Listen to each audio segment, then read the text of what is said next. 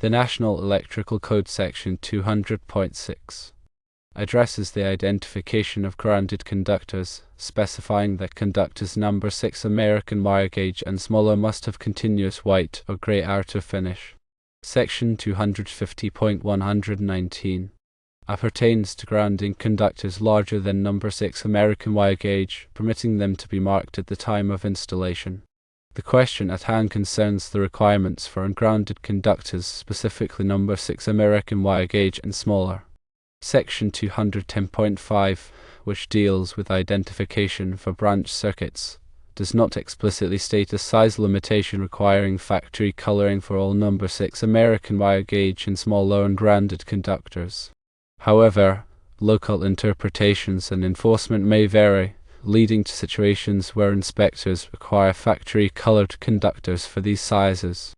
Obtaining number 8 American wire gauge and number 6 American wire gauge conductors in various colors, particularly in insulation types like XHHW, can sometimes pose a challenge due to limited stock at supply houses or on job sites.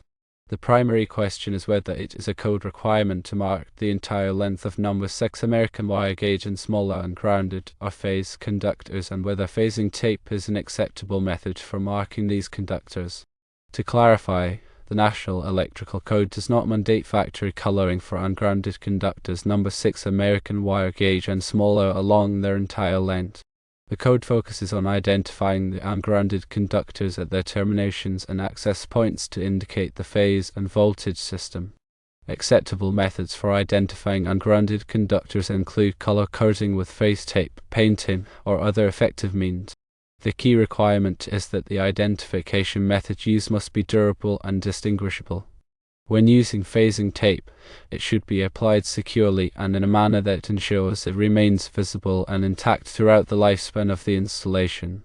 It is essential to consult with local electrical inspectors and authorities having jurisdiction to confirm their specific interpretations and requirements, as they may have additional rules or preferences regarding conductor identification.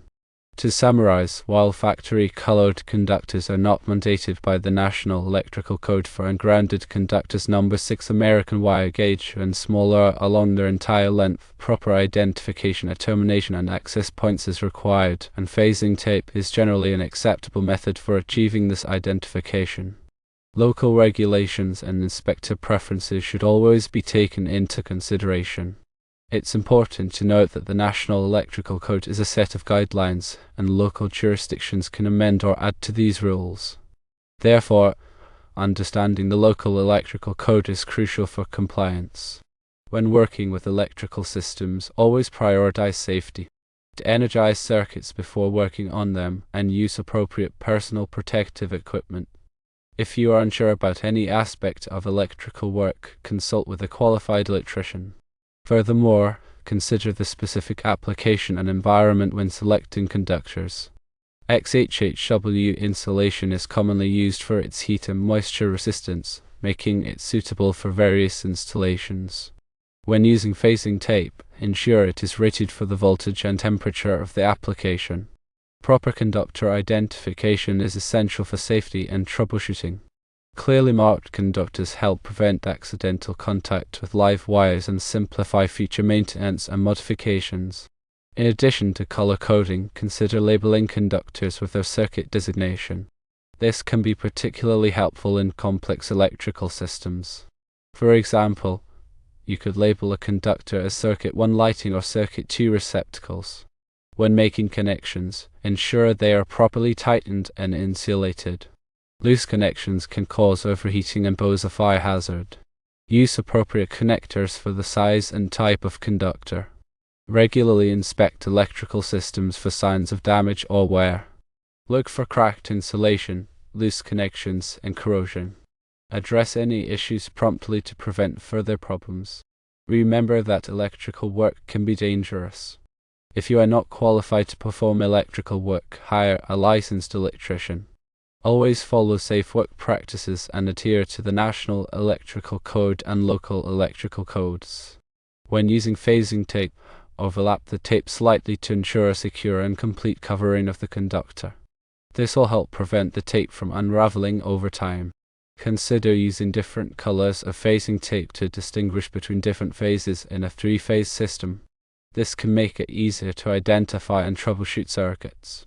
For example, you could use black tape for phase A, red tape for phase B, and blue tape for phase C. When marking conductors, use a permanent marker that is resistant to fading and smudging. This will help ensure that the markings remain legible over time. Consider creating a wiring diagram or schematic to document the electrical system. This can be a valuable resource for future maintenance and troubleshooting. The diagram should show the location of all conductors, devices, and equipment. When working with electrical panels, be aware of the potential for arc flash. Arc flash is a dangerous electrical explosion that can cause serious injuries or death. Wear appropriate personal protective equipment, such as arc-rated clothing, when working near energized electrical equipment. Always use a voltage tester to verify that a circuit is de-energized before working on it. Do not rely on the circuit breaker or switch to de-energize the circuit. Double-check with a voltage tester to ensure no voltage is present. When installing conductors, follow the manufacturer's instructions for bending and supporting the conductors. Improperly bent or supported conductors can be damaged or create a safety hazard. Use appropriate conduit or cable clamps to secure conductors. Do not allow conductors to hang loose or rub against sharp edges. When working with underground conductors, be aware of the potential for damage from digging or other activities. Call the local utility company before digging to locate any underground utilities.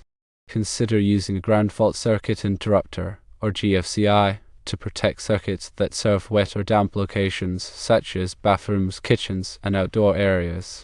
A GFCI will trip if it detects a ground fault, which can help prevent electrical shock. Regularly test GFCIs to ensure they are working properly. Press the test button on the GFCI and verify that it trips. If the GFCI does not trip, replace it immediately. When selecting conductors, consider the ampacity or current carrying capacity of the conductor. The ampacity of a conductor is determined by its size, insulation type, and ambient temperature. Consult the National Electrical Code or a qualified electrician to determine the appropriate conductor size for a particular application. When installing conductors in conduit, use a fish tape or other pulling tool to make it easier to pull the conductors through the conduit. Do not force the conductors through the conduit, as this can damage the insulation. Use a lubricant specifically designed for pulling electrical conductors. When making splices or terminations, use appropriate connectors and tools. Ensure that the connections are tight and secure. Use a torque wrench to tighten connectors to the manufacturer's specified torque. When working with high voltage systems, be extra careful and follow all safety precautions. High voltage can be lethal. Only qualified electricians should work on high voltage systems. When working with electrical equipment, be aware of the potential for electromagnetic interference, or EMI. EMI can disrupt the operation of electronic devices. Use shielded cables and connectors to minimize EMI. Consider using a surge protector to protect electronic equipment from voltage surges. Voltage surges can damage or destroy electronic equipment. Regularly inspect surge protectors to ensure they are working properly. Replace surge protectors that have been damaged or have expired. When working with electrical systems, be aware of the potential for static electricity. Static electricity can damage electronic components. Ground yourself before touching electronic components to discharge any static electricity. Use an anti-static wrist strap or mat when working with sensitive electronic components. When working with electrical equipment in hazardous locations, such as areas where flammable materials are present, use equipment that is specifically designed and approved for use in hazardous locations. Follow all safety precautions and regulations for working in hazardous locations. When working with electrical systems, always be aware of your surroundings. Watch out for hazards such as water, metal objects, and other people. Keep your work area clean and organized. Do not allow clutter to accumulate. When you are finished working on an electrical system, thoroughly inspect your work to ensure that everything is properly installed and safe. Test the system to verify that it is working properly. Document your work for future reference. The electrical code is constantly evolving, so it is important to stay up to date on the latest requirements. Attend training courses and read industry publications to stay informed. Consult with a qualified electrician or electrical inspector if you have any questions about the electrical code. Remember that electrical safety is everyone's responsibility. By following safe work practices and adhering to the electrical code, you can help prevent electrical accidents and injuries.